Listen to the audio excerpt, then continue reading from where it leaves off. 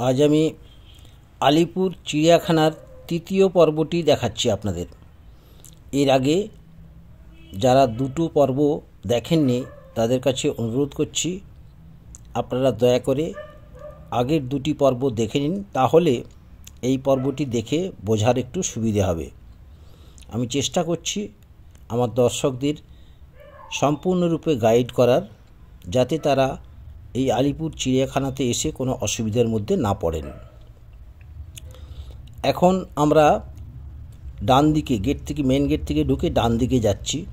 ডান দিকে অল্প বিস্তর গেলেই আমরা দেখতে পাবো এই বক, বিভিন্ন প্রজাতির বক, কিছু আনকমন বক, কাস্তে বক, খুন্তে বক, এই সমস্ত ধরনের বক ঘেরার মধ্যে, নেটের ঘেরার মধ্যে রাখা রয়েছে।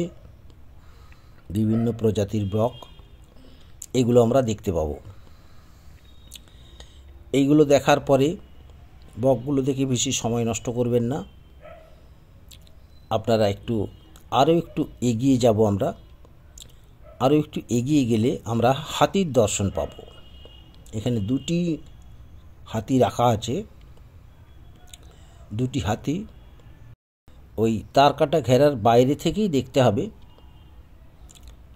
তো এখানে আমরা হাতিগুলি দেখার পরে আমরা আরেকটু এগিয়ে যাব। এগিয়ে গেলে আমরা দেখতে পাবো গ্রেট ইন্ডিয়ান হর্নবিল। দেখবেন খুব জোরে আওয়াজ করছে, ওরা সবসময় একটা বিকট জোরে আওয়াজ করে যাচ্ছে। ওইগুলো দেখার পরে আমরা চলে যাব একটু এগিয়ে, আমরা জলহস্তির দর্শন করব। জলহস্তিটি একা একা খুব সুন্দরভাবে জলের মধ্যে সে নিজের আপন মনে খেলা করছে, দেখতে বেশ সুন্দর লাগবে। আপন মনে সে খেলে যাচ্ছে, জলে থাকতেই ভালোবাসে জলহস্তিরা। তো জলের মধ্যে সে আপন মনে খেলে যাচ্ছে, এটি আমরা কিছুক্ষণ দেখব। দেখার পরে একটু চায়ের জন্য আমরা একটি টি স্টল রয়েছে এখানে, চা, কফি, কোল্ড ড্রিঙ্কস, তার সাথে আপনারা কিছু নাস্তাও করে নিতে পারেন। এবং এখানে যে নাস্তা বিক্রি হচ্ছে দামও খুব রিজনেবল দাম এবং কোয়ালিটিও খুব ভালো।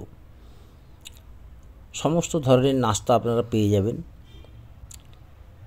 যার যা মন যায় অল্প বিস্তর চা, কফি, তার সাথে একটু নাস্তা এখানে খেয়ে 5 মিনিট 7 মিনিট জিরিয়েও নিতে পারেন। কারণ তো হেঁটে হেঁটে সব দেখতে হবে। যারা হেঁটে দেখবেন তাদের একটু রোদের দিকে নিশ্চয়ই অল্প বিস্তর কষ্ট হবে, সেই জন্য এখানে 5-7 মিনিট একটু জিরিয়ে নেয় আর কি।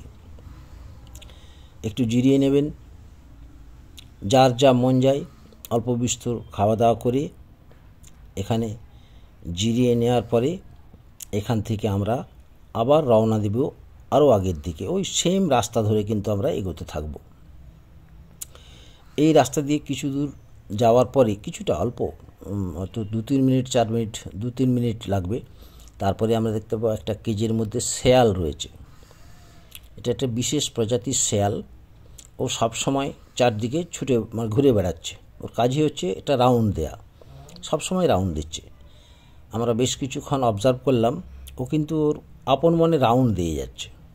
মানে একটা গোল কেজ রয়েছে, সেখানে রাউন্ড দিচ্ছে।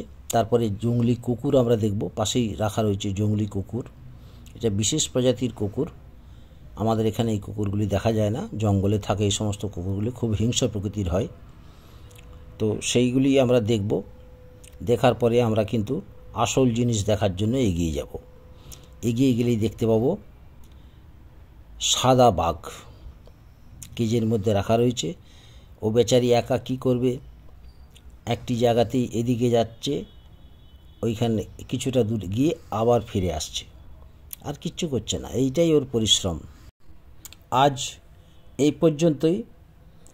পরবর্তী এপিসোড আবার আগামীকাল দেখাবো। আশা করি আপনাদের ভিডিওটি ভালো লেগেছে। ভালো লাগলে ভিডিওটিতে একটু লাইক দেবেন, আর ভিডিওটি আপনার পরিচিতজনদের শেয়ার করবেন।